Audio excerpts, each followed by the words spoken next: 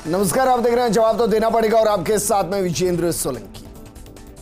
आज से हम आपको एक एक लोकसभा सीट के सियासी समीकरण, जातिगत समीकरण, प्रत्याशियों की पृष्ठभूमि और पार्टी पॉलिटिक्स की जमीनी हकीकत बताएंगे। आप इस लोकसभा चुनाव में राजस्थान की सभी 25 सीटों की संपूर्ण जानकारी हासिल कर सके, साथ ही आपको अपना प्रत्याशी चुनने में आसानी हो, इस मकसद से हम इस प्रोग्राम को आपके बीच लेकर आए हैं, जिसमें वोटिंग प्रतिशत से लेकर इतिहास तक, दिग्गजों के दबदबे से लेकर युवाओं के जोश तक हम आपको बताएंगे योजनाओं के प्रभाव से लेकर घोषणाओं के असर तक क्या है जनता का मूड और क्या है सियासी शतरंज की भिसाल। क्योंकि एक एक सीट से मिलकर बनेगा बहुमत जो तय करेगा किसके हिस्से में आएगा सिंहासन।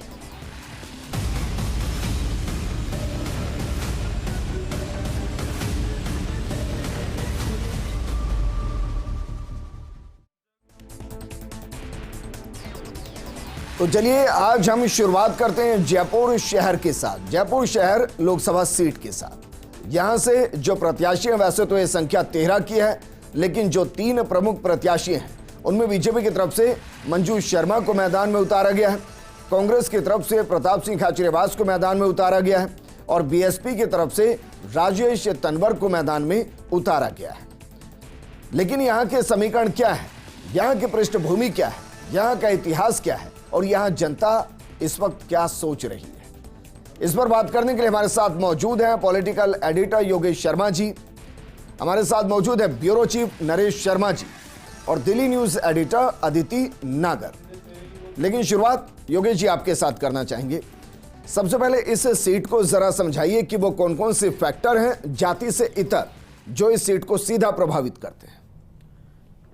देखिए विजेंद्र, शुरुआत से अगर जयपुर लोकसभा सीट, शहर, ग्रामीण, ये अलग लोकसभा क्षेत्रों का जो निर्माण हुआ परिसीमन के बाद परिस्थितियां यहाँ की बदली, लेकिन आज़ादी के बाद से जयपुर लोकसभा सीट का पूरा राजनीतिक मिजाज देखें तो शुरुआती दौर में ज़रूर कांग्रेस का पलड़ा 1-2 चुनाव तक भारी दिखा और उसके बाद जब राम राज्य पार्टी और जब कहा जा सकता स्वतंत्र पार्टियाँ ये सब जब मैदान में आ गई तो जयपुर जब राज दरबार और ख़ासतौर से गायत्री देवी का यहाँ दबदबा रहा और गायत्री देवी शुरुआती जो चुनाव थे उस दौर में उनके कहने से और वो अपने आप में यहाँ नज़र आती है। तो कहा जा सकता है कि पूरी तरह जो ये मिजाज था यहाँ का, ये जनसंघ और उसके बाद जब भारतीय जनता पार्टी का 1980 में जन्म हुआ तो ये पूरा राजनीतिक ताना बाना शिफ्ट हुआ भारतीय जनता पार्टी की तरफ। लेकिन उससे पहले ये बीजेपी की तरफ इतना क्यों मुड़ा, इसके पीछे के भी कई कारण थे। लाल कृष्ण आडवाणी जो भारतीय जनता पार्टी के कद्दावर नेता, पूर्व प्रधानमंत्री, हाल ही में भारत रत्न मिला, वो लंबे समय तक जयपुर में जनसंघ का कार्यालय संभालते थे। जब जनसंघ बना और राजधानी जयपुर जो राजस्थान की राजधानी थी उस वक्त बीजेपी के संघ के प्रचारक के तौर पर लाल कृष्ण आडवाणी जयपुर में रहे और यहाँ पर पूरा संघ का और बाद में जनसंघ का काम जो दीनदयाल उपाध्याय उस समय जनसंघ के महामंत्री हुआ करते थे। तो ये कहा जा सकता है कि एक लंबा जो जयपुर के अंदर जो कार्यकाल रहा वह आडवाणी का रहा। अब ये कह रहे हैं संघ की जड़ें यहाँ काफ़ी मजबूत हैं। संघ की जड़ें यहाँ इतनी मजबूत है कि आप देख सकते हैं कि जयपुर के अंदर कांग्रेस को कितनी मशक्क़त करनी पड़ती है। हम बाद के चुनाव की बात कर लें, लगातार 6 बार गिरधारी लाल भार्गव लोकसभा के सांसद रहे और गिरधारी लाल भार्गव ऐसे सांसद रहे कि उन्हें हराने की कांग्रेस का नेता सोच नहीं पाता था। और एक दौर तो ऐसा भी आया जब विजेंद्र जयपुर के हिजाइनेस खुद सवाई राजा भवानी सिंह जी ने चुनाव लड़ा, लेकिन वो भी गिरधारी लाल भार्गव को हरा नहीं पाए। और चुनाव का दिलचस्प किस्सा ये भी है कि उस समय गायत्री देवी भी जिंदा थी और गायत्री देवी ने गिरधारी लाल भार्गव के लिए रोड शो किया था उस समय जयपुर में। तो एक तरह से जयपुर का जो राजनीतिक तापमान है वो बीजेपी की तरफ ज़्यादा रहा। पंडित नवल किशोर शर्मा ने यहाँ कांग्रेस पार्टी से वो सांसद बने क्योंकि बाबूजी का एक अलग नेटवर्क था और बाबूजी का जो नेटवर्क था, और आपको ध्यान है उस समय पूरे देश के अंदर कांग्रेस की सीटें सर्वाधिक आई थी। इंदिरा गांधी की हत्या के बाद के वातावरण में बाबूजी यहाँ से लोकसभा के सांसद बने जयपुर से। लेकिन मोटे तौर पर यहाँ पर जो प्रभाव रहा वो भारतीय जनता पार्टी का रहा। जी। और ये कहा जा सकता है कि भारतीय जनता पार्टी का जो तिलिस्म बना हुआ है संघ का, बीजेपी का, और अभी भी जयपुर में आप विधानसभा सीटों को भी देखेंगे जयपुर में आने वाली, तो कांग्रेस का पिछले विधानसभा चुनाव में बहुत भारी नुकसान कांग्रेस पार्टी को यहाँ हुआ है। जी ठीक है नरेश जी, क्योंकि यहाँ से सवाल शुरू होता है, बीजेपी सीधे तौर पर राम मंदिर के मुद्दे को पूरे देश भर के अंदर घुमा रही है, लेकिन यहाँ कांग्रेस की तरफ से जो प्रत्याशी हैं वो खुद को भी राम के वंशज कहते हैं, तो क्या ये कार्ड यहाँ चलेगा? पहला सवाल। दूसरा सवाल ये कि जो दोनों प्रत्याशी हैं इनके मुकाबले में जो बीएसपी का प्रत्याशी है, क्या वो वोट काटने की स्थिति में है या मुकाबला सीधा बीजेपी और कांग्रेस के बीच है? देखिए विजेंद्र, जयपुर का जो मिजाज अभी योगेश ने बताया वो मिजाज अपने आप में साफ बताता है कि अब जो मुकाबला है वो सीधा सीधा भाजपा और कांग्रेस में है। और जहाँ तक भाजपा के उम्मीदवार की बात है तो उनका मैंने भाषण सुना था, 3 लाइनें उन्होंने बोली थी, नारा लगाया था अब की पार, 400 पार और मोदी की गारंटी। यानी उन्होंने अपने बारे में कुछ नहीं बताया, उन्होंने जो 3 लाइनें बोली वो सिर्फ नरेंद्र मोदी के बारे में बोली। यानी सीधा सीधा अर्थ है कि चेहरा, नाम कुछ भी हो, चेहरा नरेंद्र मोदी का है, उसके आधार पर चुनाव लड़ा जा रहा है। क्योंकि शहरी वोटर है, जयपुर शहर की जो हम बात कर रहे हैं, 2 सीट है, जयपुर शहर, जयपुर ग्रामीण, शहरी वोट है, तमाम जो जयपुर शहर है वो इसमें सीमित है। तो शहरी वोटर का जो मिजाज है वो हम पिछले 2 चुनाव से भी देख रहे हैं कि रामचरण बोहरा है, जब कह सकते बड़ी जीत, राजस्थान की बड़ी जीतों में जो शामिल हुए थे, उनका अगर टिकट काट के अगर नया चेहरा लाया जा रहा है तो बीजेपी यहाँ कितनी कॉन्फिडेंट है। जहाँ तक कांग्रेस का सवाल है तो देखिए, कांग्रेस ने यहाँ चुनाव लड़ने की कोशिश की है, लेकिन खुद की उनकी जो कंट्रोवर्सी है वो उनके लिए आने वाले समय में नुकसानदेह हो सकती है। क्योंकि पहले उन्होंने सुनील शर्मा को टिकट दी जी, फिर एक छोटे से कांड के आधार पर टिकट बदल दी, प्रताप सिंह खाचरियावास को दी। प्रताप सिंह खाचरियावास अपने बयानों में कहते हैं कि मैं चुनाव नहीं लड़ना चाहता था, लेकिन पार्टी संकट में इसलिए लड़ रहे हैं। तो अभी उनकी जो बॉडी लैंग्वेज, जो आपने सवाल कहा था कि राम के सरेंडर की स्थिति है या इमोशनल कार्ड की स्थिति, आपने जो कहा राम के वंशज की जो बात की थी, तो प्रताप सिंह का जो नेचर था, विधानसभा की बात कर ले उससे पहले का, उसका बिल्कुल उलट है। देखिए यहाँ पे कोई सिंपैथी जैसी कोई बात नहीं है, जयपुर का अलग तरह का मिजाज है। और यहाँ पर गिरधारी लाल भार्गव को जब अभी योगेश ने कहा भवानी सिंह नहीं हरा पाए, और गिरधारी लाल भार्गव तो ऐसे जो कह सकते हैं हर छोटे कार्यक्रम मौजूद रहते थे, उनका निधन भी हुआ था तो योगेश साहब टिकट लेके ही हुआ था, टिकट उन्हीं के नाम की थी तब, फिर जो टिकट बदली गई थी। हालांकि जो जयपुर वासी जो सोचते हैं, महेश जोशी को भी जीता है उन्होंने, तो ये जानते हैं कि उनके लिए क्या सही है, उनका भविष्य क्या होगा। क्योंकि हालांकि सांसद के यहाँ के मौजूदगी है वो ज़्यादा मायने इसलिए नहीं रखती विजेंद्र, क्योंकि राजधानी है, सरकार यहाँ है, प्रदेश की सरकार है, मंत्री यहाँ रहते, विधायक है, तो कामकाज अपने हिसाब से होता है। ये मेरा ये मानना है कि प्रताप सिंह खाचरियावास को अभी सबसे ज़्यादा फोकस अपनी विधानसभा पर करना चाहिए, जो उनकी विधानसभा थी सिविल लाइंस, कहीं उस सीट से और वोट कम नहीं हो जाए। अगर उस सीट से और वोट कम हो गए तो ये उनके लिए आगे जो उन्होंने खुद कहा है कि मेरा राजनीतिक करियर कहीं खत्म ना हो जाए इस हाथ से। और दूसरी बात ये, जो हमारे से तो कौन सलाह लेगा, न मेरे से लेगा, न नरेश जी से लेगा, लेकिन प्रताप जी से जो गलतियां हुई वो गलतियां हुई कि राम का जो नाम है ये बीजेपी का पिच है, ये संघ का पिच है, इस पर जाकर वो खेल रहे थे जब विधायक थे, मंत्री थे। नतीजा क्या निकला? गोपाल शर्मा एक नए नाम ने उनको हरा दिया। अब ये कह रहे हैं कि कांग्रेस का जो कोर वोटर है, आपको ध्यान है महेश जोशी क्यों चुनाव जीते थे?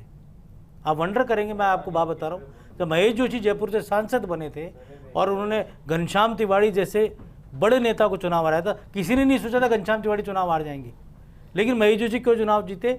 क्योंकि घनश्याम तिवाड़ी ने अपनी एक भी मीटिंग में गिरधारी लाल भार्गव का नाम नहीं लिया, गिरधारी लाल भार्गव की फोटो नहीं लगाई, और महेश जोशी ने हर मीटिंग में गिरधारी लाल भार्गव का नाम लिया और ये कहा गया गिरधारी लाल भार्गव जिंदा होते तो मैं उनके खिलाफ चुनाव नहीं लड़ता। और उन्होंने अपने प्रचार की शुरुआत उनके घर से की, और हम लोगों को जो पत्रकार थे, हम लोगों को पहली बार ये महसूस हुआ जब मतदान का दिन था और जहाँ गिरधारी लाल भार्गव का घर है, वो गली जो है परकोटी की, जब उस गली में कांग्रेस के झंडे दिखाई दिए तब एहसास हो गया कि महेश जोशी चुनाव जीत रहे हैं। तो कुल मिलाकर ये कहा जा सकता है कि जयपुर का मिजाज के लिए समझना, ब्राह्मण वैश्य की पॉलिटिक्स के इर्द गिर्द जयपुर की पूरी राजनीति घूमती है। तो ये कहा जा सकता है। ठीक है, आपने लगभग जी। सब कुछ ही इस एक लाइन के साथ वाइंड अप किया है। हमारे साथ दिल्ली न्यूज एडिटर अदिति नागर भी जुड़ गए हैं। अदिति, जयपुर शहर को लेकर बीजेपी टेंशन में है या बिल्कुल 100% आश्वस्त है? पहला सवाल। दूसरा सवाल, यहाँ के इंटरनल कुछ पता चल रहा है कि यहाँ बीजेपी की रणनीति क्या रहेगी या कांग्रेस की रणनीति क्या रहेगी इस सीट पर?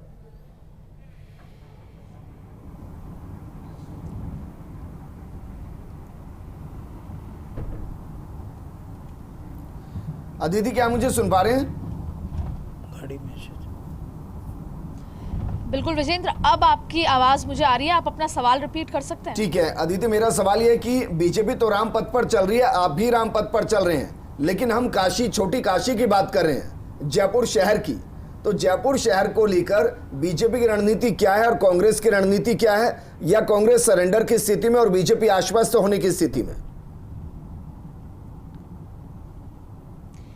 बीजेपी आश्वस्त भले ही है, लेकिन कांग्रेस सरेंडर की स्थिति में दूसरे तरीके से। देखिए, वैसे तो सामने जो प्रत्याशी है वो हो हल्ला और अपने दमखम के लिए बहुत फेमस हैं, माहिर हैं, और जिस तरह की बातें उन्होंने अभी कही हैं, संकट की बात कही कि मेरे संकट में जो मुझे काम आएगा उसका मैं खून से धन्यवाद दूंगा, तमाम तरीके की ऐसे बात करी उन्होंने। पहले भी वो ये चुनाव लड़ चुके हैं और वहां पर भार्गव साहब की लीड कम कर चुके हैं।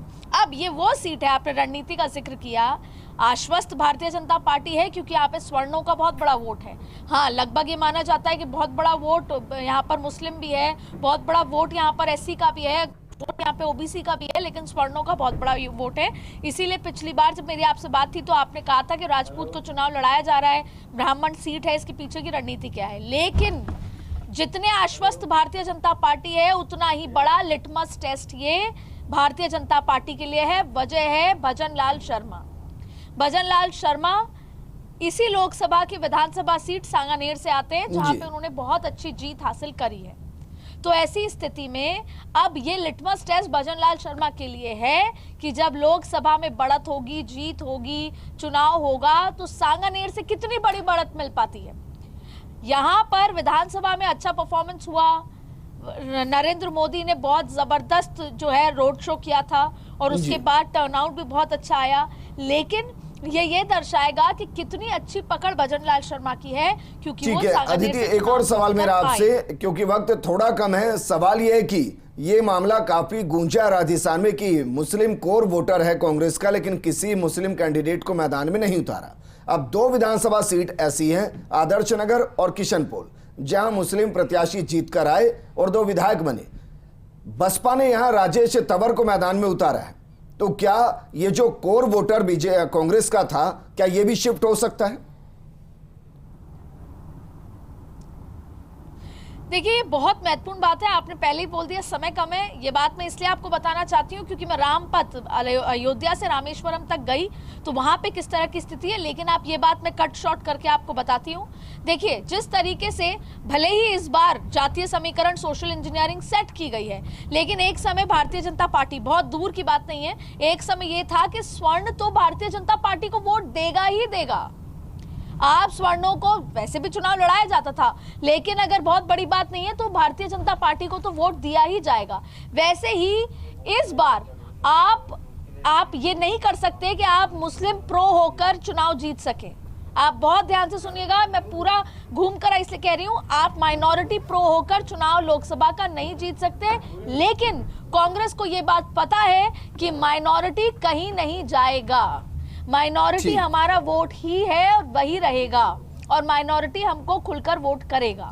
तो इसलिए भले ही स्ट्रैटेजी थोड़ी बदली हो कि किसी मुस्लिम प्रत्याशी को नहीं उतारा गया, लेकिन इंटरनली माइनॉरिटी को ये पता है, मैसेज कन्वेड है कि हम आपके साथ हैं और आप हमारे साथ हैं। लेकिन वही भारतीय जनता पार्टी ने केरला में अपनी स्ट्रैटेजी से विरुद्ध जाकर माइनॉरिटी प्रत्याशी उतारा है।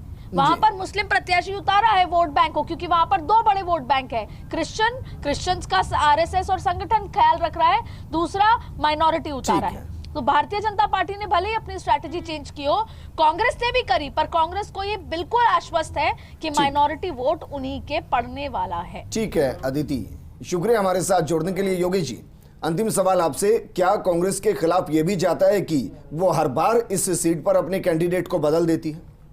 देखिए, इस बार तो बीजेपी ने बदला है कैंडिडेट, कांग्रेस ने भी बदला है, लेकिन बीजेपी का कैंडिडेट क्योंकि सबसे बड़ा नाम भंवरलाल शर्मा का, जो मंजू शर्मा के पिता रहे, दिवंगत नेता, और जो खुद कभी चुनाव नहीं हारे, हवा महल उनकी विधानसभा सीट रही, अजय रहे वहाँ से। लेकिन मंजू शर्मा तो चुनाव हारी हैं। मंजू शर्मा भी बहुत कम अंतर से चुनाव हारी थी विधानसभा का, लेकिन एक सरल सहज व्यक्तित्व उनका है। प्रताप सिंह खाचरियावास अपनी जो उनकी स्टाइल है, जो यूनिवर्सिटी के टाइम से रही, वो प्रेसिडेंट रहे यूनिवर्सिटी के, वो स्टाइल से वो काम करें, उसी स्टाइल से वो चुनाव लड़े, तो निश्चित तौर पर वो सम्मानजनक स्थिति में रहेंगे। जयपुर को हम पहले ही कह चुके हैं, बीजेपी के गढ़ के तौर पर इसको जाना जाता है, और कमोबेश क्योंकि जो पहले 2 चुनाव बड़े अंतर से रामचंद्र बोरा ने तब जीते, जब रामचंद्र बोरा को पूरा जयपुर अच्छी तरह जानता भी नहीं था, परिचित भी नहीं था, तब उन्होंने बड़ी अंतर जीत की। और आपको ध्यान है कि जब पहली बार वो सर्वाधिक वोटों से टॉप 5 में थे, टॉप 3 में थे पूरे देश में, तब एक मीटिंग हुई पार्लियामेंट में संसद के तमाम बीजेपी के सांसदों की, तब मोदी जी ने सबसे परिचय लिया, तो रामचंद्र बोरा का साहब मैं सबसे ज़्यादा वोटों से जीतने वाला सांसद हूँ पूरे देश का। तो मोदी जी ने यही कहा कि मुझे पता है सभी जीते हैं, तो और क्यों जीते ये भी पता है। तो मोदी जी आखिरी दौर में जाहिर सी बात है कि राजधानी जयपुर में भी कोई ना कोई उनका ठीक है प्रोग्राम नरेश होगा। जी, क्या क्योंकि हम इस चीज को मान रहे हैं कि कैंडिडेट्स अलग हैं और मोदी का चेहरा अलग है, हालांकि कांग्रेस की तरफ से ऐसा परसेप्शन जनता के बीच में अभी तक नहीं बनाया गया। आपको लग रहा है कि जयपुर शहर में जो भी वोट पड़ेंगे वो मंजू शर्मा नहीं, प्रधानमंत्री मोदी को ही वोट पड़ेंगे और ये परसेप्शन क्रिएट किया जाएगा? न केवल जयपुर विजेंद्र, बल्कि राजस्थान की जो 25 सीटों पे भाजपा चुनाव लड़ रही है वो मोदी के चेहरे पर लड़ रही है।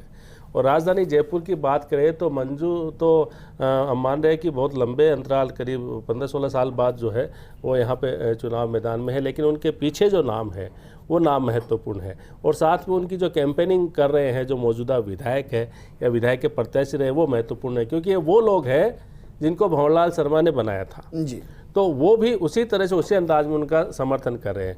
लेकिन चेहरा जो है वो मोदी का चेहरा है, क्योंकि भाषण भी कहीं होता है तो मोदी के नाम से होता है। और यहाँ पे जब योगेश ने कहा कि ये बिल्कुल ठीक है कि अंतिम जब सभा यहाँ पे होगी, कोई रोड शो होगा तो मोदी का ही होगा, मास्टर स्ट्रोक के रूप में जिसको कहा जाता है। लेकिन बड़ी चीज़ ये कि अभी का जो आगे भविष्य में किस तरह चुनाव आगे दिशा लेता है ये देखना होगा।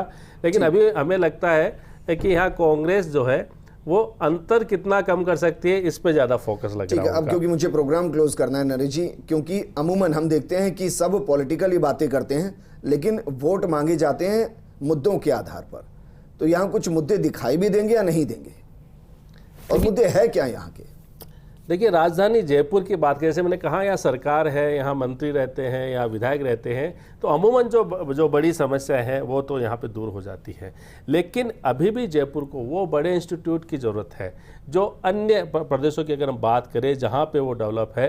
तो सांसद की जो भूमिका है वो कोई गंदे नाले की सफाई करने की नहीं है, वो सड़क के जो गड्ढे बढ़ने की नहीं है। पॉलिसी मैटर, जयपुर के लिए पॉलिसी क्या हो, जयपुर के लिए जो मेट्रो है वो किस तरह आगे विकसित हो, जयपुर के लिए जो बड़ी ट्रेनें चले हर पूरे देश से जुड़े किस तरह हो, यहाँ पे जो एयरपोर्ट है वो एयरपोर्ट का विस्तार कैसे हो, यहाँ जो बड़े इंस्टीट्यूट है। आज देखिए, आज भी जयपुर सवाई मानसिंह अस्पताल पर निर्भर है, एम्स जैसे संस्थान है वो यहाँ पे ज़्यादा डेवलप क्यों ना हो। यहाँ हर जो 8 विधानसभा क्षेत्र जब यहाँ है, करीब 50 किलोमीटर क्षेत्र में जयपुर फैला हुआ है, तो यहाँ पे इस तरह के बड़े इंस्टीट्यूट की ज़रूरत है। ये तभी होगी जब यहाँ का सांसद देश के सबसे बड़े सदन में यहाँ की आवाज़ उठाएगा, चाहे वो किसी पार्टी से हो, और इसी तरह की जरूरत जयपुर को है।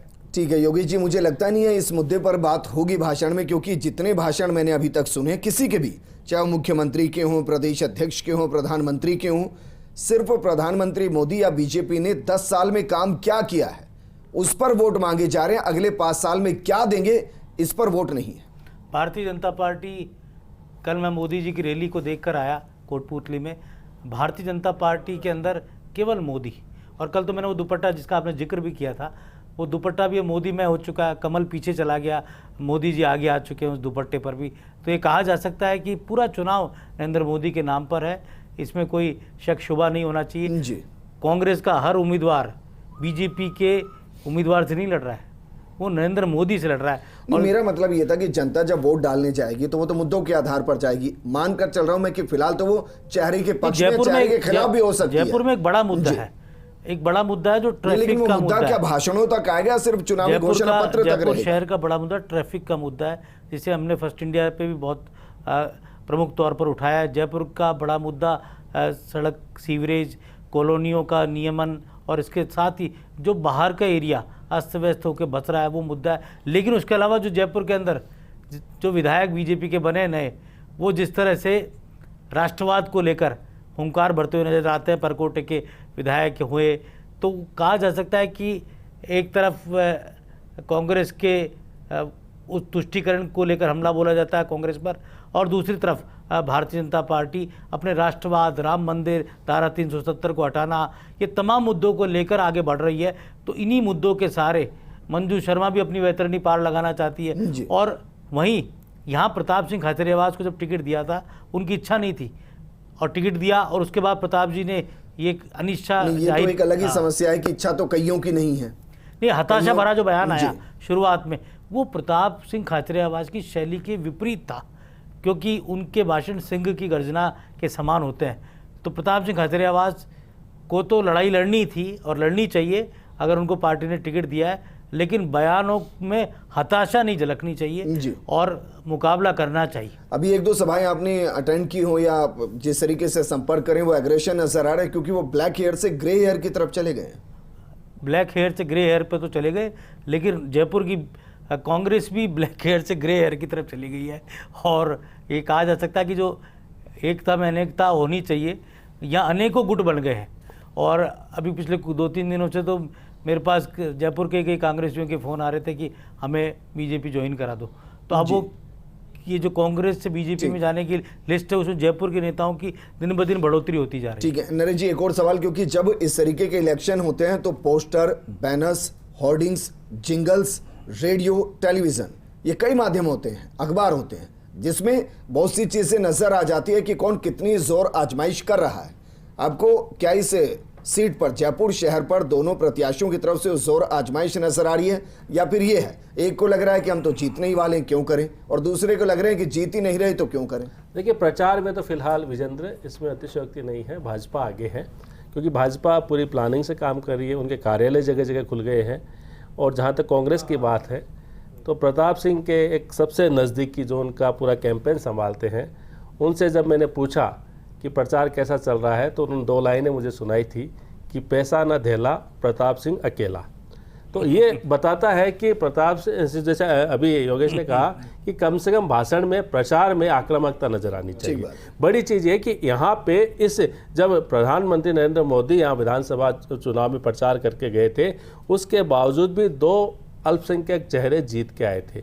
तो बड़ी चीज़ ये है कि क्या वो चेहरे अपनी उसी ताकत से प्रताप सिंह के साथ लगेंगे, इसके अलावा जो अन्य उम्मीदवार थे क्या वो उसी ताकत से वोट डलवा पाएंगे।